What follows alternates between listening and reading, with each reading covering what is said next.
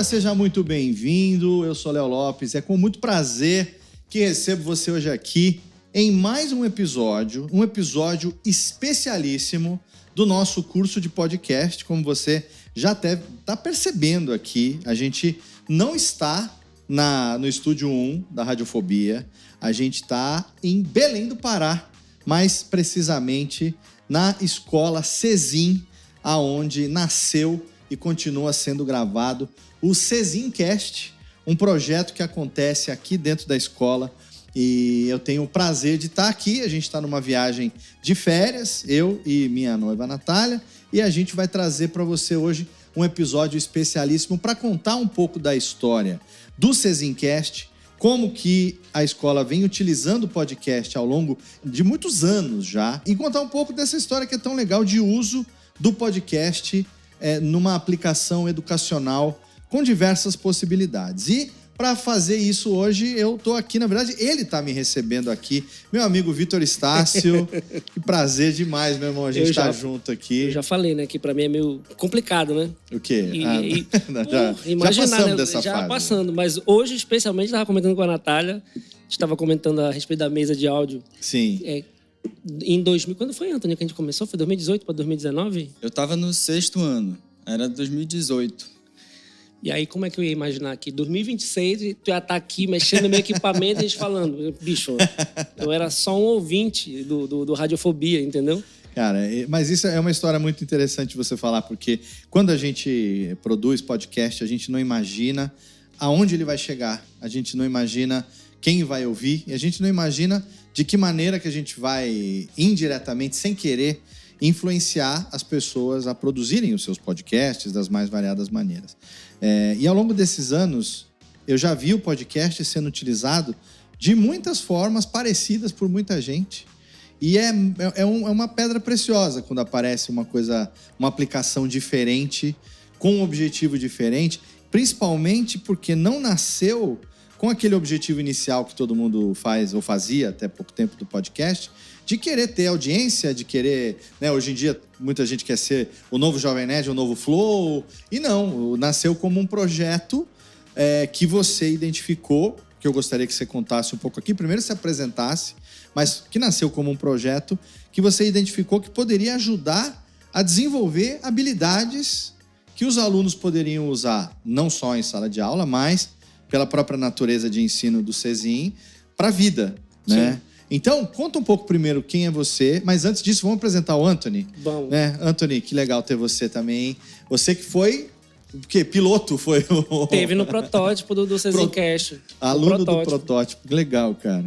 A minha turma foi a primeira turma a começar o projeto, e aí de diversos episódios que gravamos, acho que alguns foram ao ar depois que a gente já tinha polido o projeto, assim. Muitos não foram ao ar porque a gente estava todo mundo aprendendo, era todo mundo criança, e foi principalmente divertido aprender a gravar e gravar, porque era descontração, assim.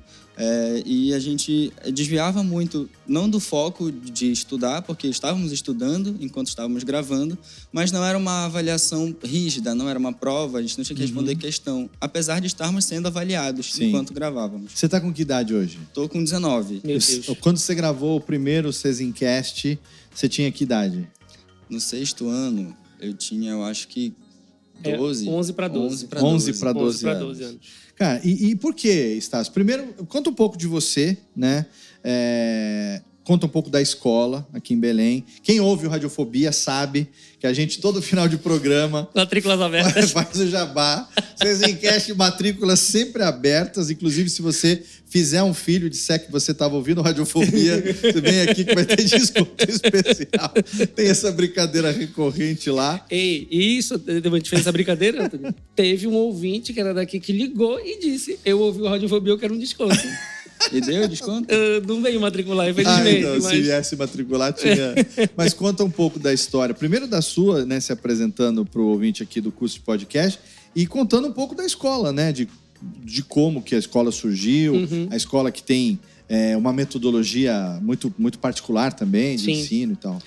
Bom, eu sou o Vitor Estácio, eu sou mantenedor escolar, né, então é um nome bonito para quem é dono de escola e ficar gerindo as coisas. Durante 20 anos eu tive em sala de aula como professor de ciências, né? Então eu frequentei faculdade de biologia e dou aula de ciências desde acho que dos 19 anos, comecei em sala de aula. E a escola, ela foi uma iniciativa da mamãe, foi um projeto dela de pós-graduação, que ela começou com os sócios, e aí, resumindo bastante a história, ela se desfez da sociedade, e o último sócio dela, quando se desfez, felizmente ele faleceu também, o Jorge, uma excelente pessoa. Nesse processo, eu comprei a parte dele, né? A parte dele na sociedade, e aí me tornei sócio da mamãe. E nesse processo de me tornar sócio e dar aula na escola, eu fui me entremeando na parte pedagógica da coisa como um todo, né? Perfeito. Eu dava aula de ciências para o ensino fundamental 2, então sexto ou nono ano, os anos finais do ensino fundamental. Então, eu tinha muitos alunos no oitavo e nono ano que a gente tinha muitos problemas, né? Muitos problemas de aprendizagem, eu queria saber onde é que as coisas começavam, esses problemas. E aí, um belo dia, eu conversei com a minha mãe, eu preciso ir lá com a professora do primeiro ano para dar aula, começar no primeiro ano e até o nono para ver como é que as coisas acontecem. Então, nesse intuito de resolver esses problemas de ensino e aprendizagem na escola, não só do ponto de vista de eu ser uma pessoa que explica, mas propor as atividades para que os alunos resolvam os problemas de maneira autônoma, lá mais para frente, nessa turma que eu comecei no primeiro ano, que é a turma do Anthony, quando a gente chegou no sexto ano, eu tinha alguns problemas da turma dele e de outras turmas que eram. A gente só tem avaliação, o registro de avaliação ele é só escrito. E eu tenho muitos alunos que eles performam melhor aprendizado deles de maneira oral do que de maneira escrita. Certo. Então, se eu tenho só um instrumento de avaliação que ele é escrito, né, e eu só uso ele para avaliar o aluno, eu posso cometer o erro de dizer, olha, esse aluno aqui ele tem um problema de aprendizagem. De maneira muito reduzida, né? Sim. Se eu tenho dois, um escrito e um oral, eu amplio um pouco mais, que era o caso dos meninos. Então, a gente tinha muitos colegas em sala de aula, do Anthony e outras turmas, que eram muito melhores falando na hora de uma gravação do que escrevendo. Perfeito. Né? E aí, eu tinha como dizer, olha, esse aluno ele não tem problema de aprendizagem. Ele tem uma deficiência na hora que ele tem que organizar as ideias deles escritas. Quando ele está fazendo oralmente, ele não apresenta esses problemas. Né? Então, o podcast o projeto em si ele veio para resolver. Um dos problemas era esse. O outro problema a gente tem na escola agora não, já tem muito tempo, que está na matriz curricular habilidades socioemocionais. Que ano foi isso mesmo? 2018? 2018. Na matriz curricular tem habilidades socioemocionais. No nosso livro, eu sempre esqueço, no nosso livro de ciências era Atitudes para a Vida, eram 11 lá. Então, dentre elas, em ciências, por exemplo, a gente tinha uma, que ainda tem, na verdade, que é se comunicar com precisão e exatidão. Perfeito. Né? Então, na hora talento que a humanidade carece hoje em dia. Pois é. Então, como era uma disciplina... Evitaria muitos problemas. Estava brincando ontem, né? Que, às vezes, um sexto ano bem feito resolve muita coisa. Muita coisa. E aí, o que acontece? Essas coisas da habilidade socioemocional, muitas das coisas eram a relação dos meninos em sala de aula. Como é que eles lidavam com uma tarefa em conjunto, coletiva, né? E no podcast, especificamente, como é que eu posso criar uma situação em que eles tenham um ambiente que force eles a prestar atenção no que o outro está falando. Certo. Né? Por quê? Porque a gente está aqui, então a gente está fazendo o recurso do fone de ouvido, que amplifica a nossa voz, e do fone de ouvido, que faz com que a gente escute todo mundo. Antes da gente começar o programa, a gente equalizou para ficar todo mundo no mesmo volume. Exatamente. Então, se eu falo um pouquinho mais baixo, tu vais aumentar o meu ganho ali um pouquinho mais. Tu que fala tem uma voz mais potente, tu diminui para a gente nivelar todo mundo. Exato. Então, nessa mesa aqui, todo mundo tem o mesmo tom de voz, não, mas o mesmo volume de voz ele está aqui. A gente todo fala mundo igual. tem que ter a mesma importância vocal ali. Né? Então, se eu falo mais alto e tu falas mais alto, o programa vai começar a embolar. A gente tem que começar a desenvolver essa percepção de que, olha, eu não posso falar mais alto porque vai começar a doer no ouvido. Exato. Então, também tinha essa proposta, né? De, olha... E de falar por cima, né? Então, tem muito disso. A gente, no presencial, ainda tem o que a gente chama de... Como é que fala? A deixa física. Tem em português, turnos do diálogo. Turno do diálogo. Turnos do Perfeito. diálogo. Que a gente no rádio chama de cue, né? Você fala assim, eu quero ser o próximo.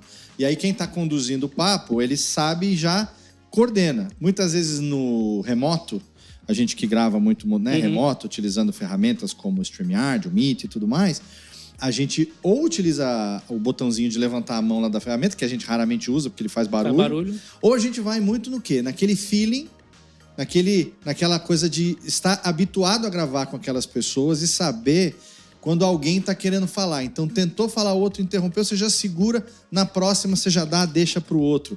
Esse é um exercício que já era um dos objetivos já em cima do que você estava pretendendo fazer com todo mundo. Exatamente. Né? E aí, dentro das habilidades socioemocionais, essa é uma habilidade que é ouvir o outro com atenção e empatia. Perfeito. Então, não é só tu ouvires, é tu ouvires e prestar atenção no que a outra pessoa está falando. Que era o exercício dos meninos. Quando eles faziam as pesquisas dele para poder colocar aqui na mesa, tinha toda uma organização que tem que estar prestando atenção na sequência do que está acontecendo. Sim. O pessoal chama muito de escuta ativa também, né? Sim. Que é a pessoa que tá... Tem muita gente que ouve, mas não escuta, né? Sim. Você tá ouvindo, ou escuta, mas não ouve, enfim. Você tá ouvindo, mas daqui a pouco você fala um negócio, a pessoa acabou de dizer aquilo, mas eu acabei de dizer, ou seja, você estava ouvindo, mas não estava necessariamente prestando atenção naquilo, né? Exatamente. E aí, uma outra coisa eu tenho um registro de uma outra maneira que não só o escrito.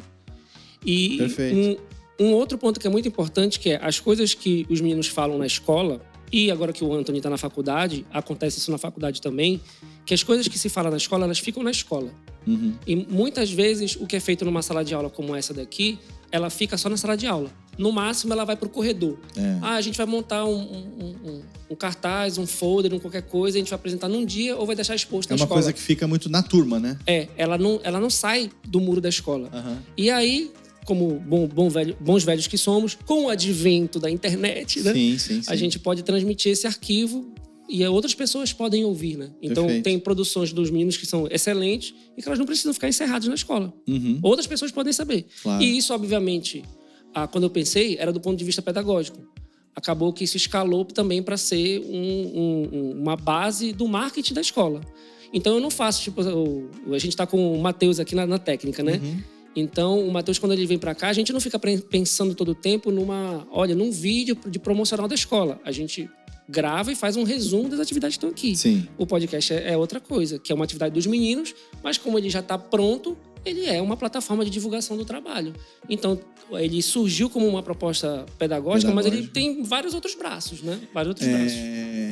Antes de perguntar pro Anthony, que eu quero saber como é que foi ter 11 anos de idade e descobrir que teria que começar a gravar, que eu sei que deve ter toda uma impressão ali daquilo, quero entender como que foi o desafio de você, porque claro, né? Você não faria isso se você não fosse entusiasta ouvinte do podcast.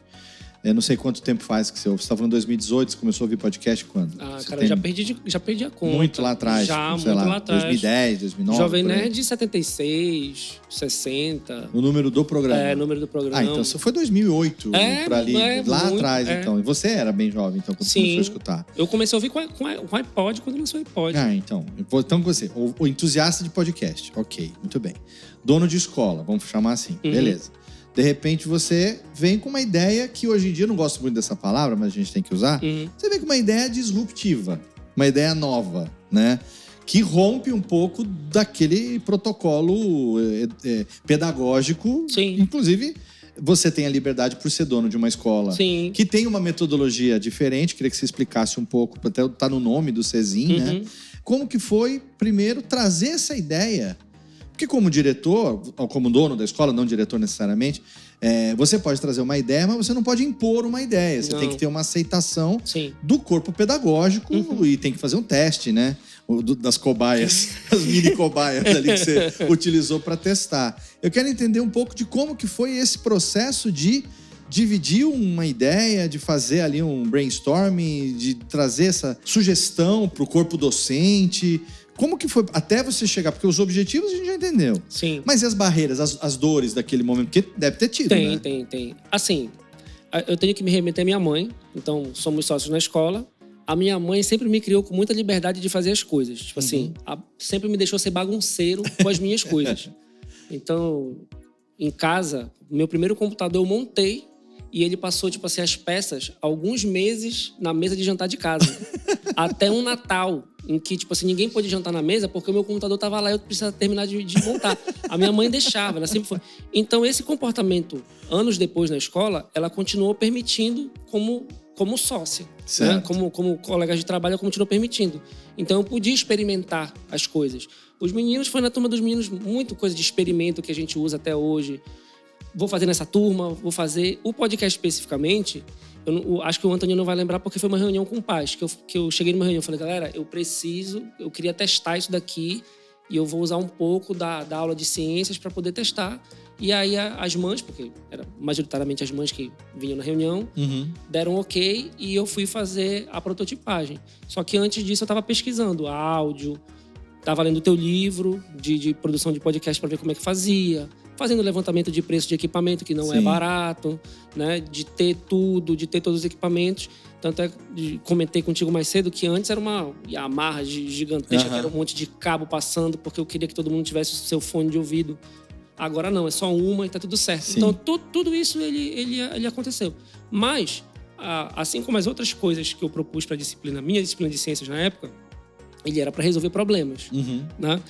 E tem uma particularidade minha especificamente, porque quando eu entrei para trabalhar na escola, eu não era sócio da escola. Então, eu era filho da dona. Filho da dona, então, eu sofri todas ai, nossa, como sofreu o filho da dona, né? Pô, baby.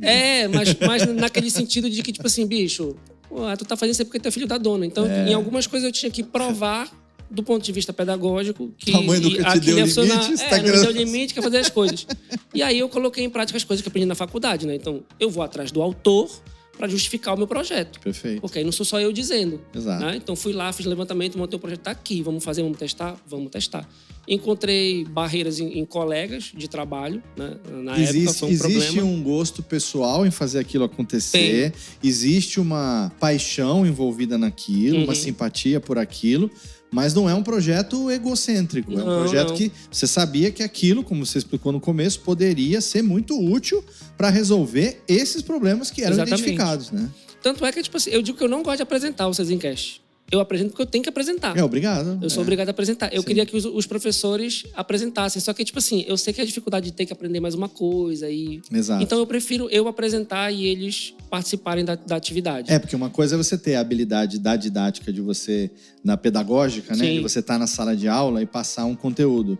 Mas isso aqui, né? Isso aqui, microfone, mesa de som, isso é um equipamento simples. É uma mesa de som ligada no microfone, fone de ouvido para dar o retorno. Tá gravando aqui, tem 3 câmeras aqui. Quem é aluno e fez o curso de podcast sabe disso. Tem 3 câmeras aqui gravando, essas imagens foram sincronizadas depois. A gente substituiu o áudio das câmeras pelo áudio da mesa, colocou no editor as trilhazinhas e pronto. Não tem uma complexidade técnica que impeça nenhum ser humano de fazer. Mas isso daqui amedronta as pessoas, intimida as pessoas, né? Porque uma pessoa foi acostumada, foi treinada para dar aula, pode ter até 100 pessoas para dar uma palestra, 2.000, que seja. Se você fala, está gravando, vai ser transmitido, né, televisionado, seja lá o que for, mas eu não consigo falar. Então tem todo um processo de... É linha no gráfico. Exatamente. Tem todo um processo de falar, não, então pera, vamos quebrar um gelo, vamos fazer uma ambientação, não, vamos fazer um aquecimentozinho aquecimento, né? Exatamente. Então nem todo mundo... Você liga o REC e sai gravando, sai falando, né? Então tem essa dificuldade. Seria uma diversidade interessante, né? Mas nem todo mundo engaja, né? Pois é. Alguém tem que fazer o trabalho sujo. Alguém tem que fazer o trabalho sujo. Então, eu também nunca quis ter o meu podcast. Nunca foi uma vontade. Eu gosto muito de ouvir. Mas eu nunca tive essa vontade de fazer. E aí, só que como eu tinha que montar o projeto, beleza, eu vou ter que apresentar. Tanto é que a abertura do programa, ela é a reunião da abertura do Rapadura Cast, do Nerdcast, uma junção, do Confins e do Radiofobia, tipo assim, as falas. Né? O tom de voz é o Jurandir C, geralmente que ele começa, né? É a mesma entrada, assim. Então são as coisas que eu ouvia para colocar lá. E era para resolver esses problemas.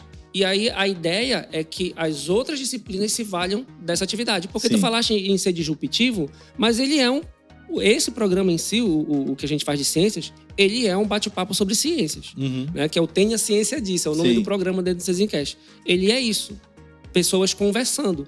O problema é o motivo pelo qual a gente está tendo aquela conversa, que é diferente de quando as pessoas vão fazer os seus próprios programas. Sim. A gente está ali com motivos pedagógicos, sejam eles domínio do conteúdo que foi pesquisado, ou seja, habilidades socioemocionais que a gente tem que ter. Porque na escola a gente faz isso de maneira analítica. Quando as pessoas se unem para gravar o podcast, elas não ficam pensando nisso. Será que tem uma habilidade que eu preciso estudar para gravar? Vai aprendendo enquanto vai fazendo. Sim. Na escola, a gente tem que pegar e separar por partes e dizer, olha, a gente vai fazer isso por conta disso, esse outro por conta daquele outro. E tem que dizer os motivos. Tá? Daí eu tenho um projeto pedagógico para isso. Perfeito. Para eu poder justificar aquilo para os pais e para a comunidade da escola e dizer, isso aqui é uma avaliação que a gente vai avaliar esses critérios aqui. E é interessante porque você tem que ensinar como fazer em todas as etapas. Sim. Né? Então, é um processo de fazer que anterior a ter... Claro, em 2018 você já tinha algumas ferramentas Sim. e tal de apoio, mas a prática é totalmente diferente, né? Na hora que você vai colocar em prática. Ô, Anthony, 11 anos para 12, você e seus amigos. Aí, de repente... Vamos... Só ninguém tá ouvindo nós aqui. Caiu aqui um negócio aqui na mesa. Como é que era? O professor João Vitor? Professor Estácio? Como é que era o nome dele? Tá liberado. Professor o quê? Tio Vitor. Tio Vitor. Olha aí. Tio Vitor. Tio Vitor. Então, como é que era o tio Vitor? E quando vocês ficaram sabendo, como é que chegou para vocês a notícia da ideia do podcast? Você com 11, 12 anos já conhecia, sabia o que era, seus amigos? Quero entender naquele momento lá, como que chegou esse projeto para vocês? Eu acho que foi, para todos, na verdade, foi muito legal. Porque acho que não tinha ainda os grandes podcasts que a gente tem como hoje no formato, tipo o Flow e o Podpah, mas a gente já tinha noção de que estava gravando algo e que todo mundo consumia muito YouTube e Spotify, ia ser publicado e para toda a turma isso era muito legal. Bacana. E só de sair da sala de aula para ter que fazer uma atividade extra classe já era muito divertido. E no Cezinha a gente sempre fez isso, de não ser focado sempre em sala de aula. Antes do podcast a gente sempre fazia experiências aqui na quadra, fomos ao bosque várias vezes para tentar ampliar o ganho do conhecimento para que a gente ficasse mais focado e experimentasse outras coisas para, assim, divertir, porque só fazer prova e atividade e questão para criança, éramos todos crianças, também talvez não seja tão interessante assim. A gente podia perder o foco. E aí eu acho que esse tipo de atividade proposta principalmente pelo tio Vitor, né, que era muito enjoado, sempre foi muito enjoado, e com isso era mais porque era algo que ele gostava de fazer, então tinha que todo mundo ficar em silêncio, não podia bater na mesa, e aí tinha que... Enjoado aqui no Pará é uma gíria, é uma pessoa, fala pra... uma pessoa chata. Uma pessoa que é chata, exigente né? ao ponto de ser chato. Exigente, né? Essa é a gíria do enjoado, exato. Muito bem. Tinha que ser silêncio, sempre foi, e tinha que ser do jeito dele, né? Porque pra ficar bom. Era todo mundo criança, então todo mundo queria conversar, e aí às vezes ele tava... pandemônio, todo mundo. Às vezes ele tava apresentando, e aí ficava um grupo gravando de 5, 4 pessoas e o resto da turma em volta. Aí todo mundo conversando. Aí gravava e parava pra brigar com quem tava conversando fora. E aí quem tava gravando perdia o foco porque iria ficar conversando. Mas assim, no começo foi muito divertido. A gente não para pra pensar numa coisa. Você tem 19 anos. Você e os seus amigos, né, a sua geração, eu falo isso que eu tenho. Meu filho mais velho tem 24. Meu filho do meio tem 21. Então poderia claramente ser meu filho do meio. Essa geração não sabe o que é um mundo sem internet. Vocês nasceram, já tinha internet. Já tinha YouTube, né? Já tinha os streamings de áudio, né? Já tinha TV, né, na internet, tinha tudo isso. Eu imagino, e aí vem uma pergunta, como que deve ser para vocês saberem que vocês iam na escola produzir algo que ia colocar vocês na internet. Que seria a mesma coisa para a minha geração, eu um pouco mais velho que o Estácio, 10 anos mais velho que o Estácio, que o tio Vitor, né, no meu Estácio. Seria, assim, nossa escola vai ter um projeto que vai para televisão, né? O equivalente a ter um projeto que vai para televisão. Teve algum peso diferente para vocês saber que esse projeto feito dentro da escola poderia colocar vocês ali, a cara ou a voz de vocês na rede social ou no YouTube? Chegou a ter algum peso nesse sentido, em termos de, nossa, que negócio legal e tal, ou não? Teve, e eu acho que não partindo da gente, partindo principalmente por causa dos responsáveis. E eu acho que um ponto muito positivo da nossa turma é que todos os pais, eles eram muito amigos e conversavam sobre a turma. Então eu acho que a atividade proposta, apesar de ser diferente, o método de avaliação, eu acho que foi imagino que tenha sido mais fácil de ter sido aceito, porque os pais eram muito presentes na nossa formação. Então, como era todo mundo criança, ninguém tinha noção. Sabia que... Vocês estavam brincando também, estudando e brincando ao mesmo tempo, Isso, né? O negócio era... Não tanto que eu era chato. Era enjoado. O negócio era ver Brincando menos do que estudando. Ver vídeos de Minecraft no YouTube, assim. Então, a gente Sim. achava que ia ser isso. Só que para as nossas mães, inclusive minha mãe me mostrou essa semana um vídeo meu fazendo uma chamada para escutar o podcast da escola. Olha que legal. E aí foi muito incentivo da parte deles, assim. A gente fazia algumas sessões em que eles estavam presentes e aí foi isso. Um incentivo deles e nosso também, porque era muito divertido gravar. O lance, Léo, tipo assim, é uma metáfora que o Altair usa, né? Tipo, tu seres professor é tu pegar e colocar uma mensagem numa garrafa de água e jogar ela no mar. Tu não sabe onde ela vai parar. Exato. Eu brinco Independente do que você ensine. Exatamente. Né? Quando os meninos passaram no vestibular, o Anthony, o José que vinha aqui com a gente não pôde vir por problemas de família inclusive e tal. fica aqui o nosso agradecimento ao José, que não pôde estar aqui, né? Os nossos sentimentos. O avô dele faleceu. Pelo seu avô. Na próxima, com certeza. Ou até remotamente, a gente marca pode fazer. um papo. E obrigado, viu? Força aí pra você, querido. A gente não sabe onde vai chegar, né? Então, muitas coisas da escola não tem e não precisam ter um propósito. Então, os meninos que passaram agora, o Anthony e o José passaram em medicina. Eu fico brincando com eles, que é tipo assim... Vai ser doutor Anthony agora. Eu ensinei... Eu fiz tanta atividade, moleque, de audiovisual, de experimento, vocês virarem médico. Olha a decepção. Caraca, irmão, médico não e tal. Peraí, calma. Abre aspas aqui. Vai ser médico, querido. Vai pra medicina. Esquece o audiovisual. Vai ganhar seu dinheiro. Cuidando das pessoas. Aí uma amiga minha, a Paula chegou, eu fiz essa brincadeira quando eles passaram, publiquei no Instagram, ela falou, cara, é o seguinte, tem muito médico merda no mundo, né?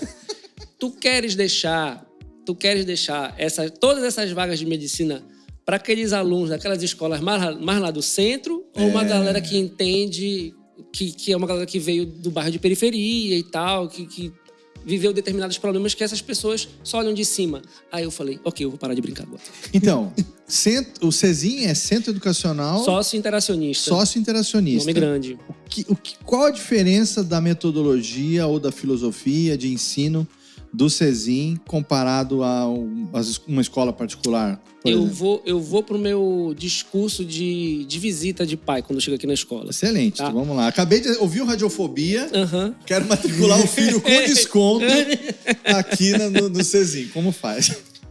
Qual é o problema que o Brasil, de modo geral, tem? Do meu ponto de vista, a gente tem uma baixa diversidade de escolas em termos de propostas metodológicas. Certo. Então, aqui em Belém, se as escolas não forem escolas mistas, vou colocar nesse termo, a gente tem escolas montessorianas. E aí, uma escola montessoriana é uma escola que foi... A ideia foi desenvolvida pela Marta Montessori. E aí era uma escola para educar principalmente gente de baixa renda. Certo. Aí o contrassenso é que escolas montessorianas geralmente são escolas muito caras. Entendi. Tem esse problema. Mas, em termos muito reduzidos, uma escola montessoriana, ela tende a fazer o ensino de maneira muito individualizada. O aluno ele tem muita autonomia, ao ponto, de maneira muito reduzida, se o Anthony é um aluno de escola montessoriana, olha, Anthony, a gente tem essa atividade para fazer hoje aqui. Não, eu não quero fazer essa atividade. Beleza, quer fazer outra? Não quer fazer nada. Beleza, mas olha, Anthony, daqui uma semana, um prazo qualquer que seja ele, a gente tem que retomar, essa atividade precisa ser feita. Então ele tem esse tipo de escolhas. Né? Só que quando tu comparas, por exemplo, um modelo de escola, que eu não estou dizendo que é ruim, se é bom ou se é ruim, só é diferente. Ele te dá menos interação social do que, por exemplo, quando a gente tem uma escola socio-interacionista, né? Que acontece da seguinte maneira, as atividades elas são coletivas e a gente tem uma diversidade grande de atividades coletivas. Tem algumas atividades coletivas que elas dependem que todo mundo participe de maneira igualitária. Quando a gente ia gravar o podcast, todo mundo estudava e ia apresentar. Se alguém faltasse, alguém cobria. Outras atividades, cada um tem um papel específico. Sim. A gente teve no ano passado uma turma do 9º ano que eles gravaram um jornal. Eles estavam vendo texto jornalístico em língua portuguesa e eles gravaram um jornal. Montamos uma pauta com a professora de língua portuguesa, fizeram a cabeça do jornal, a bancada, gravamos uma externa ali na frente. Nessa obra que continua, que tu chegaste aqui, no meio da obra da COP, gravaram lá, gravamos no Parque do Tinga. E aí, na primeira etapa, alguns alunos faltaram. E aí a professora fez a avaliação do que estava gravado. Os alunos chegaram assim para mim, pô, mas a gente vai ver o programa todo? Não, porque faltaram 2 colegas, a gente está sem 2 matérias. Das 4, a gente está sem 2. O jornal não vai ter continuidade. Quando eles foram fazer atividade de recuperação, porque todas as atividades na escola têm recuperação, a conversa foi, os alunos tomaram a iniciativa de chamar a atenção dos outros colegas, de que, galera, não dá para faltar, porque se vocês faltarem, a gente não vai ter o programa todo. Entendi. Resumindo a história como um todo. Sim. E aí, a conversa foi, e se os colegas faltarem? Eu falei, olha, a solução que eu posso dar para vocês é que vocês montem um roteiro alternativo em que vocês gravem. Ah, tio, mas aí a gente vai ficar com mais trabalho. A vida funciona assim. É isso que acontece. Se a tua mãe ficar doente em casa, o teu pai que não sabe lavar uma louça vai ter que aprender, né? Alguém vai ficar sobrecarregado com a tarefa da casa. Exato. Então, a ideia de uma escola socio-interacionista é a gente ter não só a relação do aprendizado do conteúdo e si, domínio do conteúdo, mas as relações para a realização das atividades, elas estarem muito presentes. E a relação com o outro, que é meu colega, a relação com o professor, a relação com o espaço em que eu habito, também ela é muito importante. Perfeito. Né? Só que nem todo mundo se encaixa em todos os modelos. Tem Claro. gente que funciona muito bem numa escola socio-interacionista, né? Tem gente que vai funcionar melhor numa escola montessoriana, numa escola waldorfiana, o que quer que seja. Sim.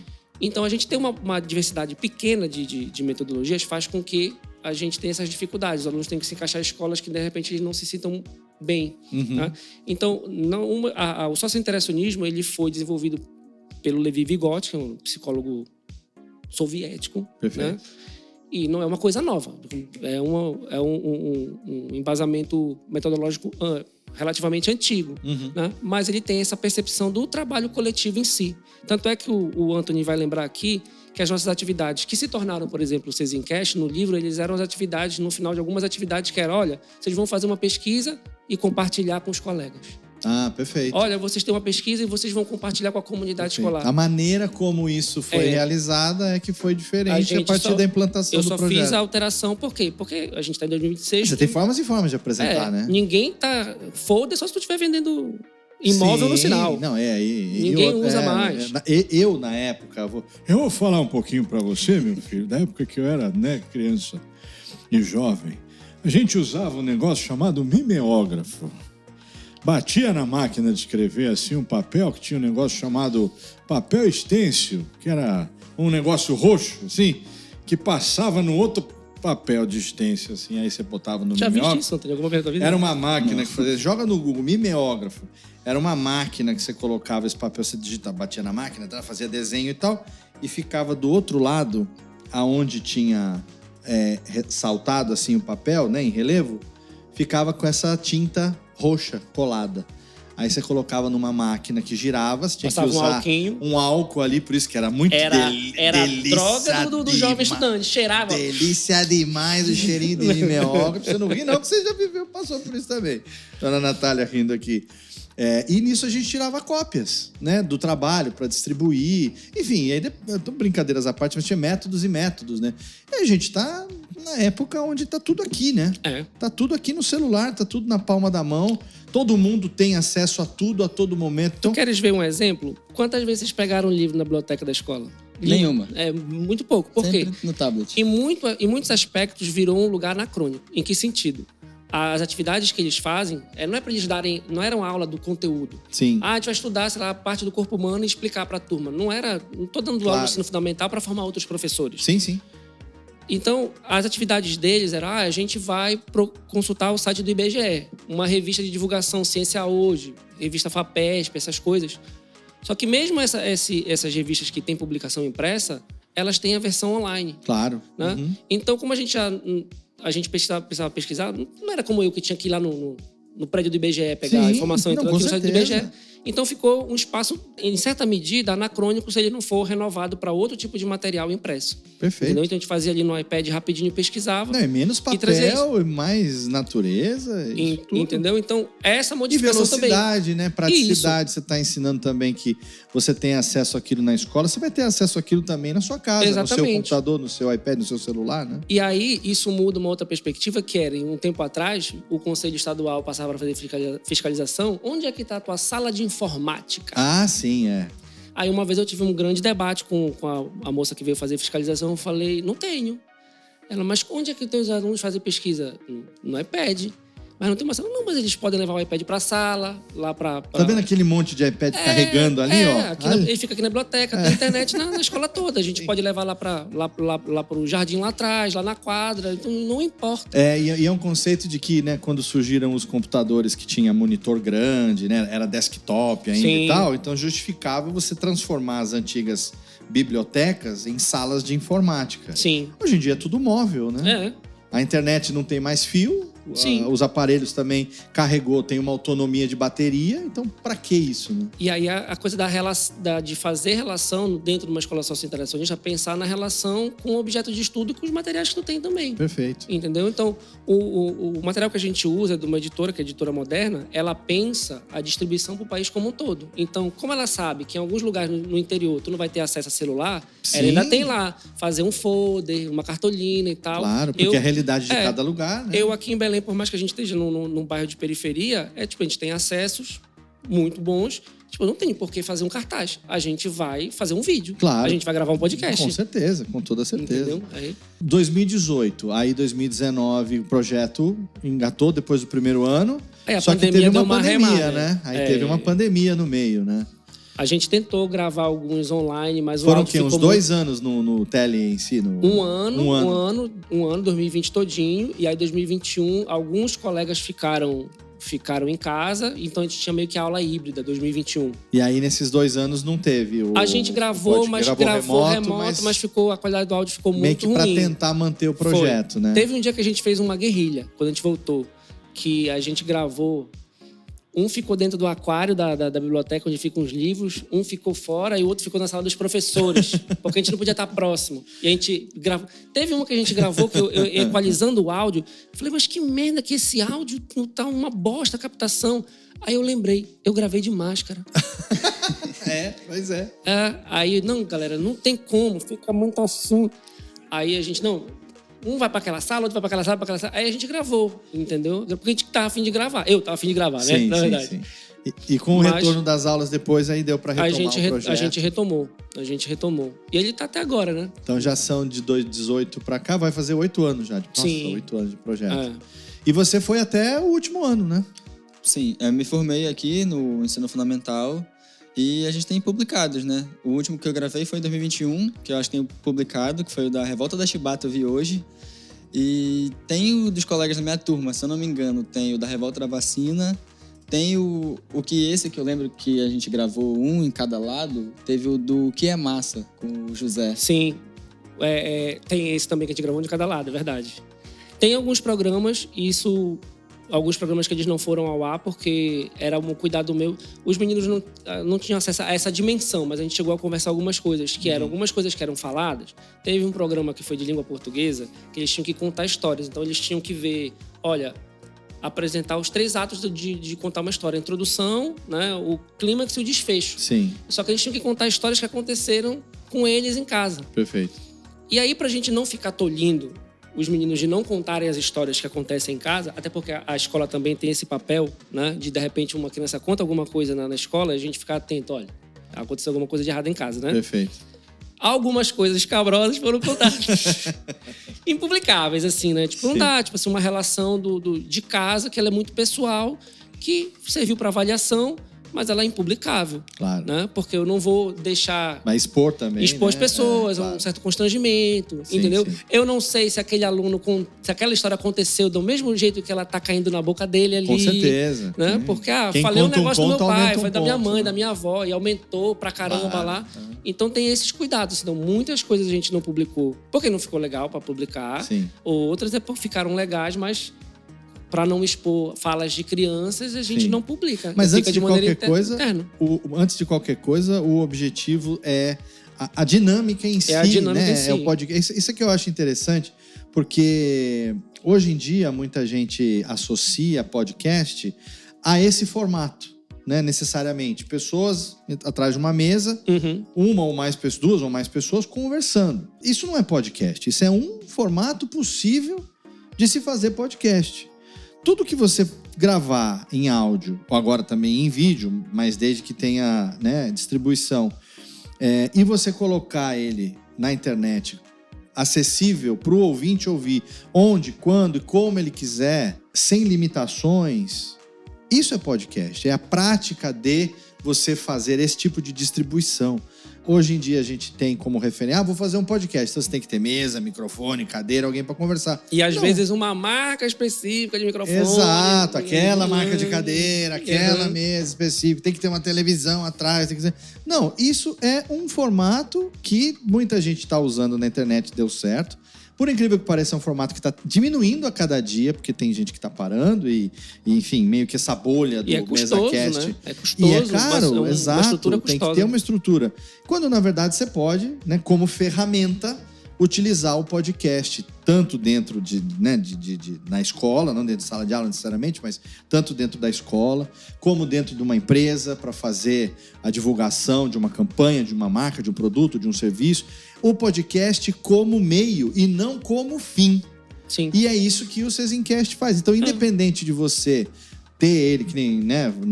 Qual foi o último que eu participei que tá lá no Spotify ou no YouTube, nos agregadores de podcast, os alunos hoje em dia continuam no dia a dia utilizando essa ferramenta, treinando, ensaiando coisas para a vida. E aí, quero saber de você, Anthony, você que passou no vestibular de medicina, daqui a mais alguns anos já vai ser doutor.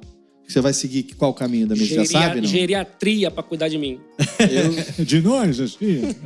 Ainda não escolhi. Ainda tô escolhendo. Vai começar com clínica geral, começar estudando eu comentei com o tio Vitor essa semana que eu gostei muito da parte de pesquisa. E interessante, aí, hein? Talvez pretenda seguir esse caminho. Excelente. E aí, respondendo sobre como que eu uso isso durante o dia... Como que ele te ajudou também, né? As habilidades que você tem hoje. Eu faço o meu curso na metodologia ativa, é o PBL.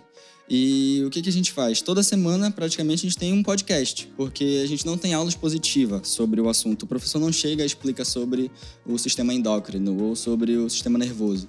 A gente senta e aí temos 2 sessões tutoriais na semana. A primeira, por exemplo, na segunda, ninguém sabe nada sobre o tema. E aí sentam 10 pessoas na mesa, tem o tutor, que é o professor. Aí tem algumas funções dentre as pessoas que estão na tutoria. Tem um relator que escreve tudo que é falado, então a parte de prestar atenção já ajuda, de prestar atenção o que o colega está falando já ajuda, porque tem que escrever e relatar. Sim. E o coordenador que coordena as funções. Então, um levantou a mão para falar, ele dá a prioridade, quem tem menos fala primeiro. E é um podcast, né? A gente não grava, só que é um podcast. Perfeito. A dinâmica, né? Ele como... o que você aprendeu como meio para você alcançar alguma coisa, independente de estar transmitindo no streaming, independente disso virar um programa, independente de audiência, né? Então isso mostra uma aplicabilidade, né? Essa é uma função muito importante. O quanto que você, dos 11, 12 anos para cá, nesses 7, 8 anos quase, na verdade foram um pouco menos, né? Porque você se formou tem 3 anos, então foram o quê? Foram 6 anos mais ou menos que você fez de podcast? 4 anos? 4 anos. O quanto que você, digamos assim, você sente, você e seus amigos, sua turma, desabrocharam assim, na parte da comunicação? Eu acho que em mim, percebendo em mim, porque quando nos formamos, cada um foi para um lado, assim. Cada um foi para uma escola diferente, mas conversando com os colegas, eu cheguei à conclusão de que é basicamente a mesma coisa. Eu nunca tive problema em apresentar coisas na escola. Fantástico. Eu sempre, até na produção de slide, que é o que a gente sempre fazia muito aqui, eu sempre fiz muito rápido, assim. Fiz muito rápido, aprendi a fazer aqui na escola também. E foi muito fácil para mim, não tinha dificuldade. Então, na hora de apresentar, não precisava ficar decorando o texto, porque aprendi que tinha que aprender o conteúdo para explicar. Então, tinha que aprender o conteúdo todo, caso algum colega faltasse, para eu conseguir falar. E aí, eu nunca tive dificuldade, inclusive na faculdade, que eu estou agora no 2º semestre, né? A gente tem muito trabalho de apresentação e é muito mais caricato, assim. Não pode se mexer, tem que falar de um jeito específico, tem que apresentar de jaleco. E ajuda muito, porque a gente sempre apresentou trabalho aqui. Desde o meu 2º ano, foi quando eu entrei na escola, a gente sempre apresentamos e se tornou uma facilidade, assim. Interessante, né? Porque os alunos do Cezin que participaram do Cezincast, eles desenvolveram uma habilidade que é uma das grandes dificuldades de todo mundo que é de falar em público, de fazer uma apresentação. Sim. Entendeu? Ele estava acostumado a fazer um negócio, agora ele chega na faculdade, era bem mais solto. Tem que ficar quadrado aí agora. Então, agora ele tem que ser ator, porque ele tem que fingir. Ele tem que fingir que é tudo certinho. Vou botar no jaleco. Olha, é o doutor, é o professor Odilon aqui apresentando pra vocês agora. Quando, na verdade, ele queria estar solto, entendeu? A natureza é essa, né? E você vendo essa criançada crescendo e entrando na faculdade de medicina e falando isso do projeto e tendo, né, isso ainda no dia a dia dos alunos atuais da escola e tal. Como é que é? Cara, é assim, Léo. Eu fui parar na docência não por acaso, mas foi uma questão familiar, meio que impositiva. E eu tive a sorte de encontrar uma turma que não foi a do Anthony, foi anterior à do Anthony, que me fez gostar muito de dar aula, né? Então, essa metáfora do Altair, da garrafa d'água, ela faz muito sentido pra mim. Porque, tipo, eu não sei onde o Anthony vai parar, né? Claro. E eu conheço o Anthony até agora. Eu não sei se a personalidade dele vai mudar. Sim. Mas eu sei o que foi que eu contribuí. Eu sei que, como ele comentou, né? Tipo, foi uma série de fatores. Foi a escola, foi a família, e não só a família dele, mas também, tipo, as outras famílias em volta, o que contou muito pro desenvolvimento da turma dele. Contou muito, muito mesmo. Eu era dos professores que ia para cinema junto com eles, entendeu? Eu tinha esse envolvimento muito próximo com eles. Então, é uma satisfação para além da sala de aula. Só que agora é a hora de eu me surpreender. Uma coisa que eu falei, que eu comentei outras vezes, não sei se eu comentei com os meninos, que é agora que eles estão na vida adulta, é que eu vou saber se o que eu fiz direito. Tá certo. Entendi. Entendeu? Então eu vou saber, não é que eles passaram de ano, mas beleza, mas as coisas que a gente viu na sala de aula, ele que vai seguir carreira médica, vamos ver em termos de ciências, vai usar isso. Já falei, se eu vi de jaleco na rua, eu vou chamar atenção, entendeu? Jaleco na rua é vendedor de colchão, meu amigo. Isso aí é instrumento de proteção individual, entendeu? Esse tipo de coisa. Mas eu fico muito feliz porque eu não sabia que o Antônio ia fazer medicina. Não fazia a menor ideia. Então eu não consigo dizer, olha, eu ensinei isso e agora o Antônio está pronto para determinadas coisas. Eu não sei, eu estou esperando eles falarem, a gente conversando. Mas uma coisa que me vem à cabeça é, eles entraram, o Antônio vai ser médico. Isso eu pensei hoje de manhã. O lance da escutativa é um negócio inerente à profissão dele. Com certeza. Ele vai ter que aprender a ouvir paciente, que é uma reclamação da maior parte da população médica que não ouve paciente. Não ouve, chegar lá, virose. Então eu fico pensando assim, beleza, eu dei uma contribuiçãozinha para eles prestarem atenção no outro ouvindo. Uma contribuição gigante, diria eu, né? Porque, tipo assim, é o que ele falou, tipo assim, depende de muitas coisas. O fato deles terem as famílias que eles têm, enquanto estavam aqui agora, contribui, porque tipo assim, eu não consigo fazer nada se eu não tiver colaboração. E aí a gente volta para a ideia de sócio-interacionismo, que ela não fica só na metodologia.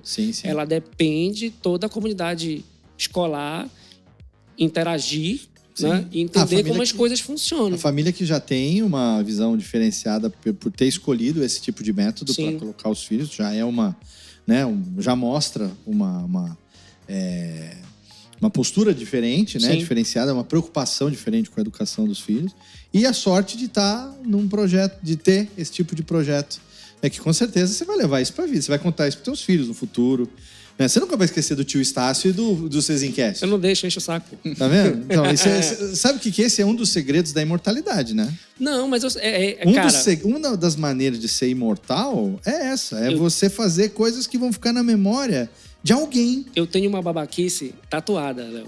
Uma babaquice. Eu tenho tatuado na costa o Aquiles, né? O Aquiles. Então, o Aquiles tinha um dilema na Odisseia lá. Sim. Que era... Ele sabia que ele era imortal, que ele não ia morrer, que ele só tinha um ponto fraco. E aí ele se apaixonou, né? Sim. E aí tem uma hora que ele conversa com a mãe dele, a deusa lá e tal, não sei o que ela diz assim, olha, se tu fores pra guerra, tu nunca mais vai ser esquecido. Se tu resolveres ter família, tu vai ser amado, teus filhos vão lembrar de ti, teus netos e tal, não sei o quê. Mas uma hora tu vai ser esquecido.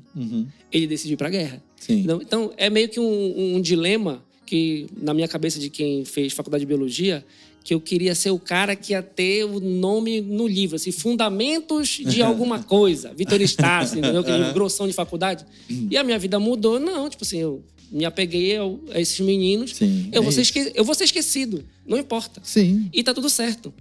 Só que o que passou para eles, uma hora passa para alguém. É aí e que isso fica. vai Exato. embora. Não Exato. sou eu exatamente, isso são as coisas que a gente fez juntos. Exato. É o segredo, das formas de ser imortal é você perpetuar o que você mudou na vida de alguém, por menor que seja. Né? Quer um exemplo? Todo mundo que teve formação, é um exemplo que eu sempre uso também, um exemplo que quem teve formação escolar regular não lembra de quem ensinou a usar a tesoura. Olha aí. Quem foi que te ensinou a usar a tesoura? Tu sabes que foi a tia lá da educação infantil, cortar na linha reta, materiais de texturas diferentes. Mas tu não lembras. Tu não vais lembrar dela. Tá? Às vezes tu não lembra nem do nome. Mas ela te ensinou. E o uso do polegar opositor, e você sabe, quem refinou foi a tia lá da educação infantil. Que te ensinou a usar a tesoura. Então tem muitas coisas que tá aí na gente que foi a tia lá da escola. Exato. E tu não vai lembrar dela. E é pouco valorizado esse cara. Entendeu? Os meninos... O José não tá aqui, mas ele podia contar. Quando o José passou, que ele fez Cesupa, ele de treineiro, ele publicou uma foto lá, né, com o dono da escola de ensino médio que ele tava, que é uma escola voltada para vestibular e tal, não sei o quê, postou, né? Aí eu comentei assim embaixo, obra pronta é fácil de entregar, né? Aí o Emerson, desgraçado, tirou um print e publicou o negócio. Eu falei que tu não vai de nada. Porque eles passaram, 9 anos comigo. E é isso também, vai ficando mais velho, essas memórias do ensino médio, e tudo certo, entendeu? O professor de ensino médio, o cara bacana, às vezes é um cara descolado, então é outro tipo de postura. Mas tem muitas coisas que eu não digo nem eu que fui professor de ensino fundamental. Sim. Mas a professora lá da educação infantil tá contigo e tu não sabes. Com certeza. Né? E vinha um marmanjo desse futuro doutor, aqui com 19 anos. E toda vez que ele se referiu a você, ele chamou de tio tio Vitor. Esse carinho é o que paga todas as coisas. É assim que ele me responde na mensagem. É assim, cara. Mas cara, essa relação, minha relação com eles foi assim, foram 20 sobrinhos, assim, com todos eles. Uns mais do que os outros. Sim. Tanto é que tinha uma brincadeira, né? Tio, tu ama a gente? Não, amo. Só não amo um. Tem um que eu não gosto. Quem? Aí é outra coisa, né? Exatamente. Por acaso é você tá sabendo agora. Pô, Anthony, obrigado, cara, por topar essa gravação aqui com a gente, por trazer a sua experiência. E boa sorte na sua vida, na sua faculdade. Se tiver alguma coisa que você queira colocar aqui para encerrar, o espaço é todo seu. Eu que agradeço, na verdade, de estar aqui de novo, né? Faz muito tempo que eu não gravo e é sempre muito divertido estar aqui, estar com o tio Vitor. A gente não se fala muito, porque agora a rotina é muito puxada, né? Eu saí hoje da UBS e vim pra cá. Nossa. E aí tomei banho rápido e vim, mas eu gosto de estar aqui, gosto de gravar, gosto de fazer essas coisas, assim. E eu que agradeço a oportunidade de estar aqui hoje. Obrigado demais. Você tem alguma rede social aí, algum que você quer? A gente bota no link aqui pro pessoal. Tem, mas é pessoal. Pessoal, assim. Então beleza. Então, futuramente, quando for doutor, você manda o link do consultório. Se for pesquisador, aí não precisa. Vai pesquisar, ajudar a gente a ter uma saúde melhor aí. Obrigado, cara. Que prazerzão te conhecer. Meu irmão Vitor Estácio, que delícia. Obrigado por me receber aqui na sua casa. Né? Hoje é a segunda vez que a gente está aqui nessa curta passagem aqui por Belém, nesse mês de março de 2026. Sim. Tive o prazer de conhecer seus pais, de ser muito bem recebido aqui, de comer maravilhosamente. Agradecer demais a minha família paraense, né, que é a minha família paraense. Foi assim que eu fiz lá a postagem, que é como eu me sinto, né? E, cara, o espaço todo seu. Se quiser deixar, a gente vai deixar link aqui também, mas o espaço é todo seu para finalizar. Eu sempre me contenho muito para não me emocionar. Não precisa. Eu tenho que manter a minha fama. Que eu vou fama de mal? Minha fama de cara chato, de intransigente. De enjoado. De enjoado. Chato profissional. Chato, é isso, cara. Chato profissional. Entendeu? Mas, tipo assim, os meninos me ouviram várias vezes falar de ti, em alguns momentos, né? Do Nerdcast também, vivia com a camisa... Já gravei com a camisa da Radiofobia, em muitas fotos e vídeo tá lá a camisa, essas coisas. Então, cara, eu não ia imaginar nunca na minha vida que isso aqui ia acontecer. Imagina. Né? A gente já conversou, claro, Radiofobia já tem 3 anos, Sim. Já rasguei seda pra cacete e tal, mas ainda é muito emocionante pensar que, tipo assim, é um projeto de escola, uma escola de periferia, em Belém, uma série de condições adversas, né? O Anthony é um filho do bairro do Eu morei Curió. Morei aqui atrás. Morei aqui na Almirante Barroso, 2434. Morei 3 anos aqui. Morei na Pedreira, morei em Quaraci também. Morei 5 anos aqui, né, cara? Voltei agora. Eu Bom também, filho. eu também nascido e criado no mesmo bairro, sabe? Tipo, ganhar o mundo pelas coisas que eu penso. Já pensou que há 23 anos atrás eu posso ter visto o menino Estacinho na frente do bosque por aí? Saca? Então é muito engraçado, tipo assim, as coisas que eu concebi na minha cabeça e materializar e compartilhar com alunos, com os meus pais e tal. E, de repente, tá referência fazendo aquilo que eu fiquei imaginando, cara. É muito maluco, assim, é muito doido. Doido. É doido demais. Égua. Porra, moleque, bicho, eu tenho que ficar. Eu não vou chorar, Matheus, eu não vou chorar. Mas eu tenho que ficar aí, né, tentando performar uma naturalidade, uma naturalidade. Bom, precisa. A gente tá junto demais. Obrigado, viu?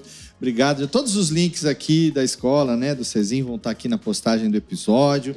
Para você seguir também lá no Instagram, sempre que tiver novidade, você vai ver os vídeos lá. E se você é de Belém do Pará, quer conhecer o método, isso aqui não é um programa patrocinado não, tá? O que eu tô fazendo aqui, eu faço em todo episódio do Radiofobia. Todo mundo que grava comigo, no final, faz um jabá. Mesmo que não tenha nada para vender, acaba fazendo um jabá lá que a gente... Lembro que na época que o Thiago trabalhava ativamente com uma agência de turismo, a gente ficava tentando emplacar a viagem dele. Enfim, a gente sempre fez essa brincadeira. Mas eu fico muito feliz, na verdade, agora é minha vez só de manifestar aqui um sentimento de gratidão por ter sido, né, referenciado, por ter sido utilizado como referência para isso. Como um profissional do podcast, vivendo já de podcast há 17 anos, a honra de saber que a nossa amada mídia, ela é utilizada para esse tipo de finalidade também, entendeu? Porque hoje o uso midiático é muito mais apelativo, né? Atrativo, né? Pessoas que querem ser o novo Flow, o novo Podpah, o novo Jovem Nerd, o novo Mamilos, o novo B9. E não, o podcast é um microfone ligado numa mesa, pessoas trocando ideia, desenvolvendo assuntos e muitas vezes crescendo, né? Se burilando mutuamente ali para crescer e se tornarem seres humanos melhores. Então, ver o podcast sendo utilizado... E eu falei, eu faço questão de ir, faço questão de saber onde que os meus meninos gravam o Cezincast, que eu considero assim, como se fossem... porque são os herdeiros, são os que vão tocar isso de uma maneira ou de outra, né? Sim. Daqui a pouco, daqui a alguns anos, a gente vai ter o Dr. Anthony dizendo que o podcast fez parte da formação intelectual, social dele, como homem, como profissional. E isso é orgulho e vai ser a razão da minha imortalidade também. Pronto. De não ser esquecido Exatamente. também, de alguma maneira. Então, eu manifesto aqui também um pouco embargado, mas a minha emoção e o meu agradecimento. Obrigado demais, meu irmão. Obrigado, Anthony. E obrigado a você que acompanhou mais um episódio do curso de podcast. Um episódio especialíssimo, gravado aqui dentro do Cezinho, em Belém do Pará, no bairro do Marco, nesse mês de março de 2026. Logo, logo a gente aparece aqui no seu feed com mais um episódio, eu ou o Gabriel, trazendo novidade para você, sempre relacionado ao nosso querido podcast. Um abraço e a gente se encontra no próximo episódio. Valeu!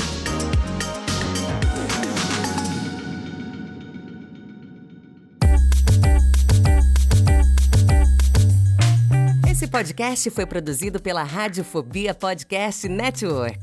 Acesse radiofobia.com.br/podcast para conhecer e ouvir todos os nossos programas ou assine no seu agregador de podcast preferido. Esperamos você no próximo episódio.